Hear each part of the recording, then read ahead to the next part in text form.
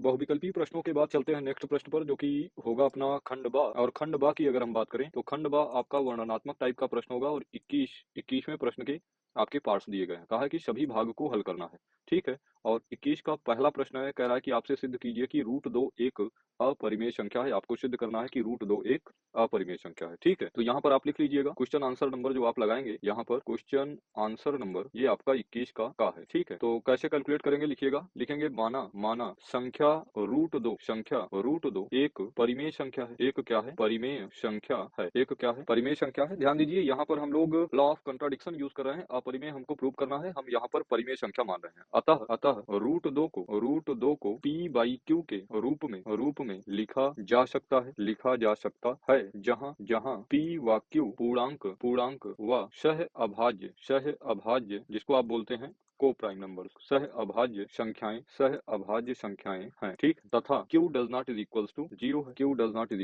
Zero है। अर्थात हम लिख सकते हैं कि जो रूट 2 होगा उसको आप p/q के फॉर्मेट में लिख सकते हैं। ये आपका हो गया इक्वेशन नंबर फर्स्ट। लिखेंगे समीकरण 1 के दोनों पक्षों का वर्ग करने पर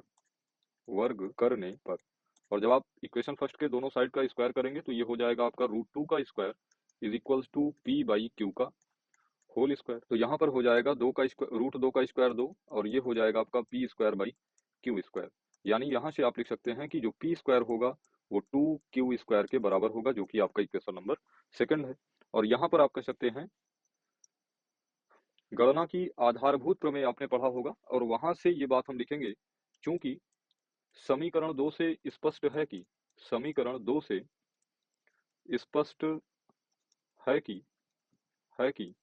दो p² का गुणनखंड है। दो p² का एक गुणनखंड है। अतः दो p का भी, यहाँ गुणनखंड की जगह आप गुणज बोलेंगे ज्यादा बेहतर होगा, ठीक है। गुणज है, अतः दो p का भी गुणज अवश्य होगा। अतः p इज इक्वल्स टू हम मान लेते हैं किसके बराबर होगा, 2m के, जहां m क्या है आपका इंटीजर है, ठीक है। p क्या होगा, 2m के बराबर होगा। ये बात हमने क्या किया है, ये बात हमने माना। अभी p is equals to 2m का मान आप उठा के कहाँ रख दीजिए, समीकरण 2 में। समीकरण 2 से और अगर हम समीकरण 2 में p is equals to 2m रखेंगे तो हो जाएगा 2m का whole square is equals to 2q²। ये हो जाएगा 4m² is equals to 2q²। 2 1 जा 2 और 2 2 जा 4। यानी आप कह सकते हैं q² जो होगा वो आपका 2m² के बराबर होगा। ये आपका समीकरण नंबर 3 बन जाएगा। यहाँ से हम लिख सकते हैं कि समीकरण 3 से स्पष्ट है कि दो q² का भी एक गुणज है। अतः दो q का भी एक गुणज अवश्य होगा। और यहाँ से हम कह सकते हैं कि समीकरण 2 व समीकरण 1 से स्पष्ट है कि दो p व q का उभयनिष्ठ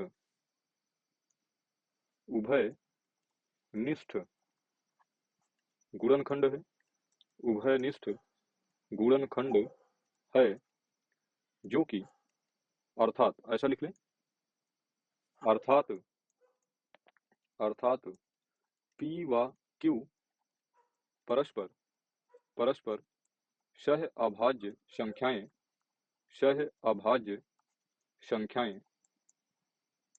नहीं है। और यहाँ पर हमने क्या कहा था कि p और q कैसी संख्याएं हैं, सह अभाज्य संख्याएं हैं, जो कि हमारी कल्पना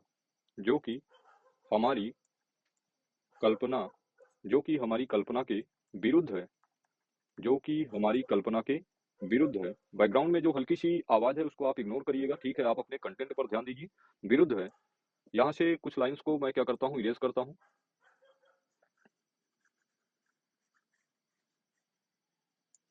अतः अतः उपरोक्त से स्पष्ट है कि अतः उपरोक्त से स्पष्ट है कि संख्या √2 एक अपरिमेय संख्या, एक अपरिमेय संख्या है, ना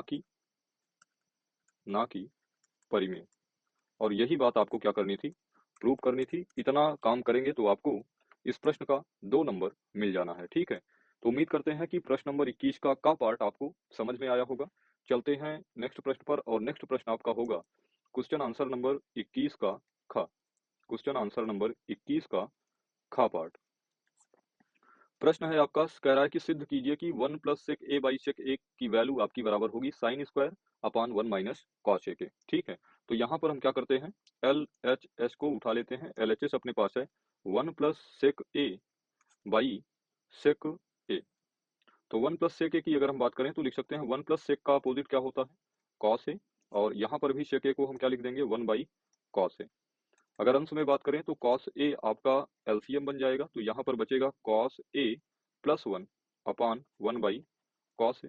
और यहाँ से अगर हम लिखें तो हो जाएगा cos A plus 1 upon cos A. और 1 बाई कॉस ए का उल्टा क्या हो जाएगा, आप कहेंगे cos A by 1। Cos A से कॉस ए कैंसिल आउट हो जाएगा। यहाँ 1 प्लस कॉस ए को क्या हम 1 प्लस कॉस ए लिख सकते हैं क्या, 1 प्लस कॉस ए लिख सकते हैं क्या, आप कहेंगे बिल्कुल। तो आपका एलएचएस कितना आ गया, 1 प्लस कॉस ए, ठीक है? 1 प्लस कॉस ए। ऐसे ही आप आरएचएस उठा लीजिए। आपका जो आरएचएस है वो क्या है, साइन स्क्वायर ए अपॉन 1 माइनस कॉस ए, 1 माइनस कॉस ए, ये है। अभी हम क्या करेंगे, कॉन्जुगेट से गुणा कर देंगे 1 प्लस कॉस ए से अंश में और 1 प्लस कॉस ए से हर में गुणा करने पर, ठीक है? आप लिख दीजिएगा ये बात अगर लिखना चाहें तो। ये हो जाएगा आपका साइन स्क्वायर ए, या एक काम और भी कर सकते थे आप, वही काम यहाँ पर हम लोग करेंगे, ये एक्स्ट्रा गुणा करने से बच जाएंगे, ठीक है? तो यहाँ पर हम साइन स्क्वायर थीटा की वैल्यू जानते हैं कितना, 1 माइनस कॉस स्क्वायर थीटा, यानी 1 माइनस कॉस स्क्वायर ए और बाई 1 माइनस कॉस ए, ठीक है? अब यहाँ पर इसको आप लिख सकते हैं 1 स्क्वायर माइनस कॉस स्क्वायर ए स्क्वायर माइनस बी स्क्वायर के फार्मूले से आपका बन जाएगा ए प्लस बी इंटू ए माइनस बी, और बाई क्या, 1 माइनस कॉस ए। 1 माइनस कॉस ए से आपका 1 माइनस कॉस ए कैंसिल आउट हो जाएगा, यहाँ पर बचेगा 1 प्लस कॉस ए, ठीक है? 1 प्लस कॉस ए। आप यहाँ से कह सकते हैं चूंकि एल एच एस आपका बराबर है किसके, आर एच एस के। यही बात आपको क्या करनी थी, प्रूव करनी थी। यही आपका आंसर हो जाना है, ठीक है? और इतना आप करते हैं तो इस प्रश्न के भी आपको 2 मार्क्स मिल जाएंगे। तो उम्मीद करते हैं कि प्रश्न, ये दोनों प्रश्न आपको समझ में आए होंगे। चलते हैं नेक्स्ट प्रश्न पर, और नेक्स्ट प्रश्न आपका होगा क्वेश्चन आंसर नंबर 21 का ग। तो क्वेश्चन आंसर नंबर 21 का ग प्रश्न है आपका, कह रहा है कि 21 सेंटीमीटर त्रिज्या वाले वृत्त की कोई जीवा केंद्र पर समकोण अंतरित करती है, संगत लघु वृत्तखंड का क्षेत्रफल ज्ञात कीजिए। ये आपका मोस्ट इंपॉर्टेंट प्रश्न है, और ये प्रश्न आपका परीक्षा में रिपीट होने का पूरा चांस है। समझिएगा क्या कह रहा है, कह रहा है कि 21 सेंटीमीटर त्रिज्या वाले वृत्त, तो एक वृत्त को हम लोग यहाँ पर बना लेते हैं। ये आपका क्या है, एक वृत्त है, और मान लेता हूं कि इस वृत्त का जो सेंटर है वो आपका क्या है, ओ है, ठीक है? सेंटर क्या है, ओ है। कह रहा है कि 21 सेंटीमीटर, वृत्त की त्रिज्या कितनी है, 21 सेंटीमीटर। ये मैं मान लेता हूं 21 सेंटीमीटर वृत्त की त्रिज्या बना लिया। वृत्त की कोई जीवा केंद्र पर समकोण अंतरित करती है, तो जो केंद्र पर बना रही है वो क्या कर रही है, समकोण अंतरित करती है। तो मैं मान लेता हूं कि ये एक वृत्त की जीवा है, ठीक है? जो कि केंद्र पर क्या कर रही है, समकोण बनाती है। यानी कहने का मतलब, समझिए फिर से, ये मैं मान लेता हूँ वृत्त का सेंटर ओ है, ठीक है? और इस वृत्त की एक जीवा ए बी है, जो कि सम केंद्र पर क्या करती है, समकोण बनाती है। केंद्र पर क्या बना रही है, समकोण बनाती है। ये एंगल आपका पता है 90 डिग्री, क्या पता है, 90 डिग्री। तो कह रहा है कि संगत लघु वृत्तखंड का क्षेत्रफल ज्ञात कीजिए। यानी कहने का मतलब आपको इस वाले पार्ट्स का एरिया बताना है। यही आपका संगत लघु वृत्तखंड है, यानी एरिया ऑफ लघु वृत्तखंड ए बी ए का क्षेत्रफल आपको बताना है। तो सबसे पहले अगर हम यहाँ पर पूरे त्रिज्यखंड का क्षेत्रफल निकाल लें, त्रिज्यखंड का इस वाले पार्ट्स का एरिया मैं क्या करता हूँ, सबसे पहले निकाल लेता हूँ, ठीक है। जो अभी मैंने क्या किया है, ब्लू कलर से कलर किया है, ठीक है। तो यहाँ पर हम लिखेंगे चूंकि दिया है, क्या दिया गया है, वृत्त सी ओ आर की त्रिज्या आर बराबर आपको पता है कितना, 21 सेंटीमीटर। आर बराबर कितना पता है, 21 सेंटीमीटर। तथा केंद्र पर अंतरित कोण, केंद्र पर अंतरित अंतरित कोण theta is equals to 90 degree. प्रश्न में बोला है क्या बनाती है, समकोण बनाती है, ठीक है। इसलिए हम कह सकते हैं एरिया ऑफ त्रिज्यखंड, एरिया ऑफ त्रिज्यखंड, और त्रिज्यखंड क्या है, A B O A is equals to, आप जानते हैं, theta by 360 degree into pi R square. Theta की वैल्यू की बात करूं तो थीटा आपका 90 डिग्री है, बटे 360 गुणे पाई को पाई ही रहने देता हूं, और आर आपका, पाई को 22/7 लिख दूं क्या, पाई को क्या लिख देता हूं, 22/7, 22/7 और गुणे आर स्क्वायर, यानी 21 गुना 21। आप जानते हैं 7 तियां 21, और यहाँ पर हो जाएगा 9, यानी 9 चौके 36, एक जीरो से एक जीरो आपका कैंसिल आउट हो चुका है, 2 दूनी 4 और 2 ग्राम में 22, और यहाँ से अभी हम लिख सकते हैं 21 तियां 63, यानी 11 गुना 63/2, और सिंप्लीफाई कर लीजिए, 11 तियां 33 और 11 चौके 66, 66 3 69, 693/2 सेंटीमीटर स्क्वायर आपका क्या आ गया। ये जो ब्लू पार्ट आया है ये आपका 693/2 सेंटीमीटर स्क्वायर आया है। लेकिन आप ध्यान से देखिए, आपसे जो प्रश्न पूछा गया है, आपसे ये वाला पार्ट पूछा गया है जो अभी मैं पीले कलर से रंग कर रहा हूँ, ठीक है। ये वाला पार्ट आपको क्या करना है, बताना है, लघु वृत्तखंड का क्षेत्रफल बताना है, ठीक है। तो एक काम हम कर सकते हैं कि अगर इस पूरे त्रिज्यखंड में से अगर मैं area of triangle A O B minus कर दूं तो ये हो जाएगा, काम हो जाएगा, ठीक है। अब बात आती है कि area of triangle A O B हम कैसे निकाल सकते हैं, इस बात को आपको सोचना है, ठीक है। तो area of triangle A O B आपका कैसा है, समकोण त्रिभुज है, क्योंकि आपको ए ओ बी पता है क्या, 90 डिग्री। और ओ बी की अगर हम बात करें तो ओ ए की बात करें तो ओ ए आपका क्या है, रेडियस ऑफ द सर्कल है, जो कि आपको 21 सेंटीमीटर पता है। और इसी तरीके से ओ बी भी आपका रेडियस ऑफ द सर्कल है, जो कि 21 सेंटीमीटर आपको पता है। अगर समकोण त्रिभुज ए ओ बी में हम बात करें तो आपको बेस पता है और उसकी हाइट पता है, आप आराम से समकोण त्रिभुज का क्षेत्रफल जानते हैं, 1/2 आधार गुणे संगत ऊंचाई या आधार गुणे लंब। तो इसको करने के लिए हम क्या करते हैं, पहले इस वाले पार्ट को अरेंज कर लेता हूं, और अब हम निकालते हैं area of triangle A O B. लिखेंगे चूंकि एरिया ऑफ एरिया ऑफ समकोण त्रिभुज ए ओ बी बराबर हो जाएगा आपका 1/2 गुणे आधार, आधार की बात करूं तो ओ ए, और इंटू लंब की बात करूं तो हो जाएगा कितना, ओ बी। ये हो जाएगा 1/2 गुणे ओ ए की बात करूं तो ओ ए आपका 21 है, ओ ए कितना है, 21 है, और ओ बी भी आपका कितना है, 21 है, ठीक है। तो यहाँ पर ध्यान दीजिएगा, 21 गुना 21 आप जानते हैं कितना, 441/2 सेंटीमीटर स्क्वायर आपका हो गया। बात समझ पाए कि नहीं, तो समझिएगा, अगर हम यहाँ पर बात करें कि हमने पूरे के पूरे त्रिज्यखंड का इतना एरिया ओवरऑल निकाला है, कितना, इतना एरिया हमने निकाला है 693 सेंटीमीटर स्क्वायर, जबकि हमको आवश्यकता कितने की है, आवश्यकता है केवल इस वाले पार्ट की, जो कि संगत लघु वृत्तखंड है, ठीक है। तो ये जो कलर पार्ट है यही आपको एरिया निकालना है। तो अगर हम पूरे त्रिज्यखंड ए ओ बी ए में से इस समकोण त्रिभुज का क्षेत्रफल माइनस कर देंगे तो हमको अभीष्ट क्षेत्रफल पता चल जाएगा, ठीक है।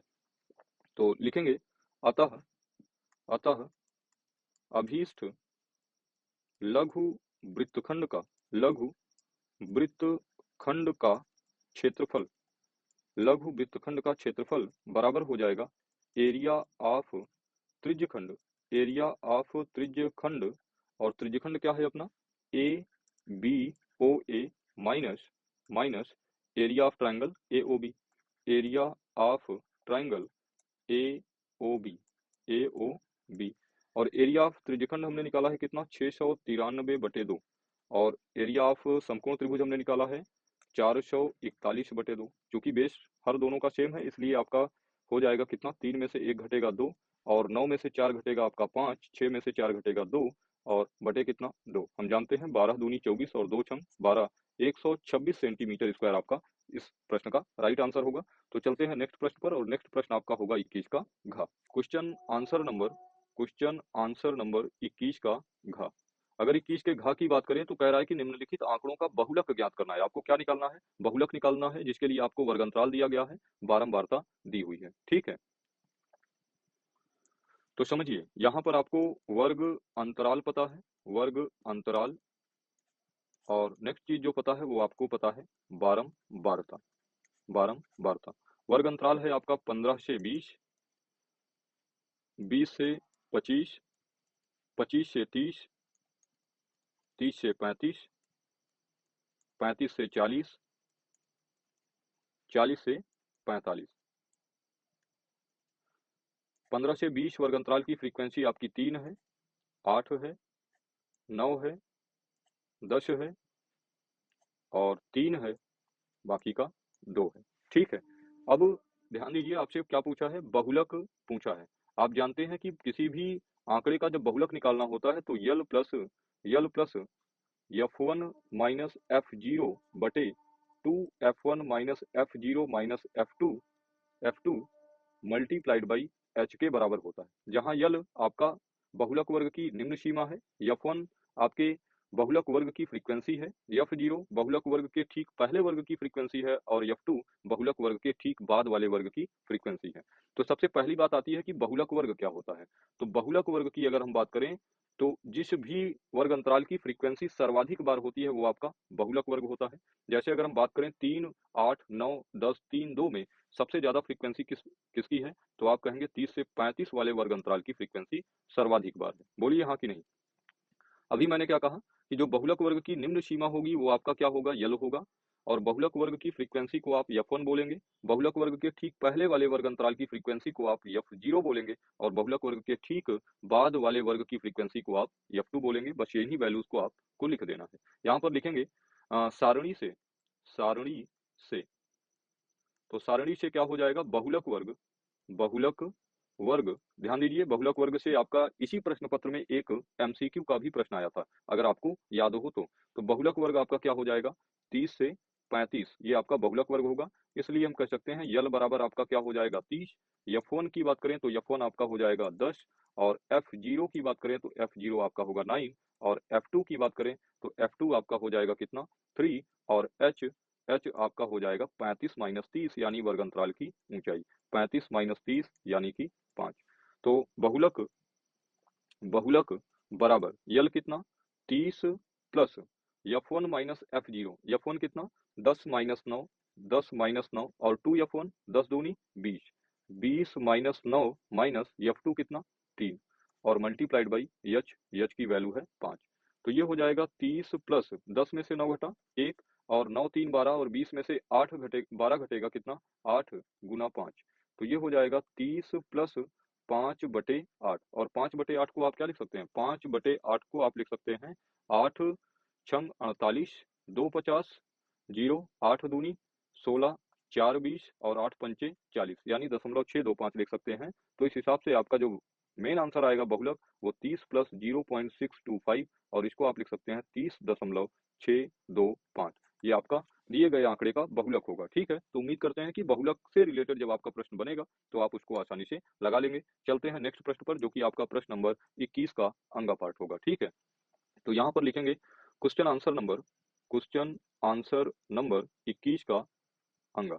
ठीक है, और 21 का अंगा क्या कह रहा है? ये आपका कोऑर्डिनेट ज्योमेट्री से प्रश्न आया है। कह रहा है कि उस बिंदु का निर्देशांक ज्ञात कीजिए जो बिंदुओं 4, -3 और 8, 5 को जोड़ने वाले रेखाखंड को 3:1 के अनुपात में अंतः विभाजित करता है।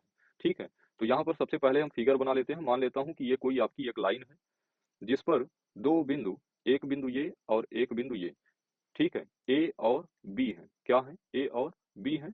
बिंदु ए का निर्देशांक आपको पता है 4, -3 और बी का निर्देशांक पता है 8, 5। ठीक है, अभी कह रहा है कि उस बिंदु का निर्देशांक ज्ञात कीजिए। यहीं पर ए बी पर ही एक बिंदु है आपका, मान लेते हैं पी। ठीक है, एक बिंदु पी है जो इस रेखाखंड ए बी को 3:1 के अनुपात में विभाजित करता है। ये आपका एमोन है 3, एमोन क्या है?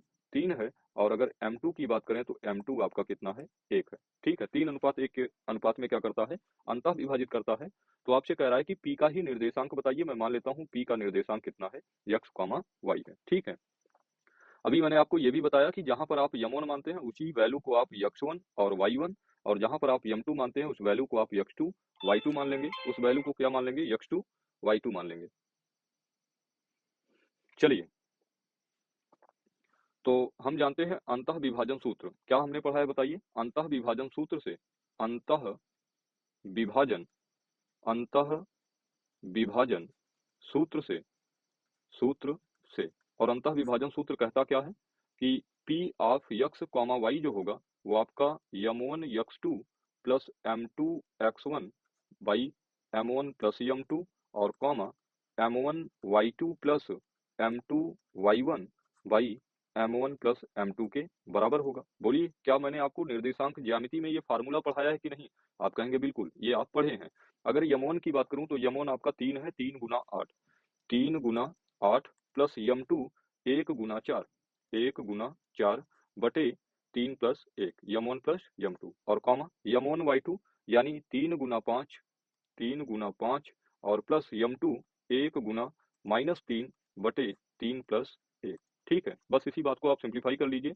तो 3 अठे कितना हो जाएगा, 24 प्लस 4 बटे 4, कॉमा 5 तियां 15 माइनस 3 बटे 4 और यहाँ से लिख सकते हैं 24 4 कितना, आप कहेंगे 28 बटे 4, कॉमा 15 में से 3 घटा 12 बटे 4 और 4 से सिंप्लीफाई करेंगे तो 4 सते 28 और 4 तियां 12, यानी p ऑफ x, y का निर्देशांक आ गया आपका 7,3। ठीक है, यही आपका क्या होगा, फाइनल आंसर होगा। अगर इतनी बात आप लगाते हैं तो आपको 2 नंबर एग्जामिनर के द्वारा मिलना तय है। ठीक है, चलते हैं नेक्स्ट प्रश्न पर। और नेक्स्ट प्रश्न आपका क्या होगा, क्वेश्चन आंसर नंबर 21 का चा पार्ट।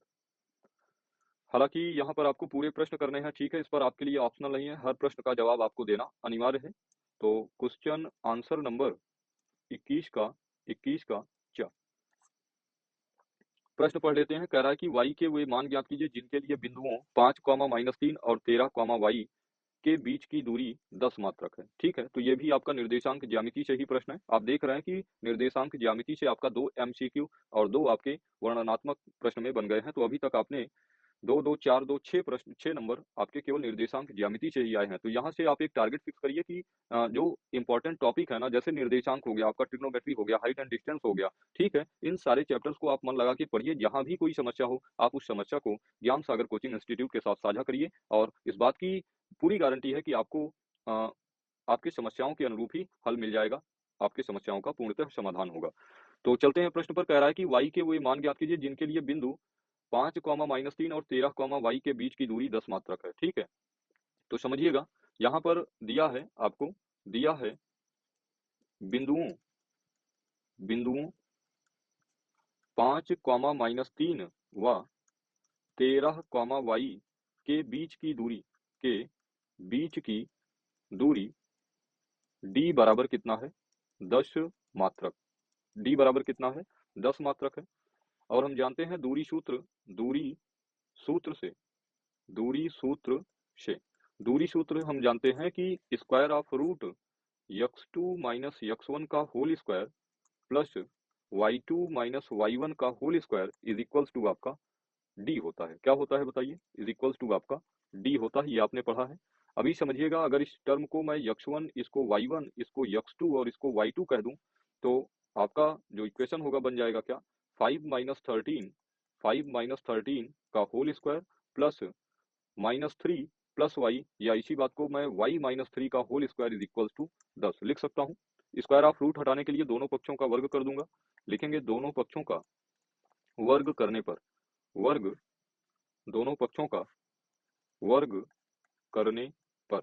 और ध्यान दीजिए, ये छोटी छोटी बातें अगर आप लिखने में अपने अंदर ये लिखने का तरीका बना लेते हैं ना, तो एग्जामिनर को इन सारी बातों का ना लिखने का आपका इम्पैक्ट पड़ेगा एग्जामिनर के ऊपर। ठीक है, कहने का मतलब आपकी कॉपी सबसे अलग दिखेगी, और सबसे अलग दिखेगी तभी आपका सबसे अलग नंबर आना है। ठीक है, तो दोनों पक्षों का जब आप स्क्वायर करेंगे तो ये हो जाएगा 5 में से 13 घटा कितना, -8 का स्क्वायर, और प्लस y-3 का होल स्क्वायर हो जाएगा y square plus 9 minus 6y is equals to कितना, 100। ठीक है तो ये हो जाएगा 8 का स्क्वायर जानते हैं आप 64 होता है, वाई स्क्वायर को एज इट इज रहने दीजिए, y square plus 9 minus 6y is equals to 100, ठीक है। और 64 9 73 होता है, तो वाई स्क्वायर माइनस 6y और प्लस 73 माइनस कितना 100 बराबर 0, प्लस 100 का साइड चेंज किया माइनस 100, तो ये हो जाएगा y square minus 6y minus 27 बराबर 0। आप द्विघात समीकरण हल करना जानते हैं, तो वाई स्क्वायर माइनस, ध्यान दीजिए गुणा करने पर 27, 9 3 27 और घटाने पर 6, 9 में से 3 घटेगा 6, तो 9 में से 3 घटेगा 6 बराबर कितना 0। ये आपका हो जाएगा y square minus 9y plus 3y minus 27 is equals to 0। दो दो टर्म्स में कॉमन कर लीजिए, तो y कॉमन करेंगे तो आपके पास बचेगा कितना, आपके पास बचेगा y माइनस 9, ठीक है। और प्लस 3 कॉमन करेंगे तो आपके पास बचेगा y minus 9 is equals to 0।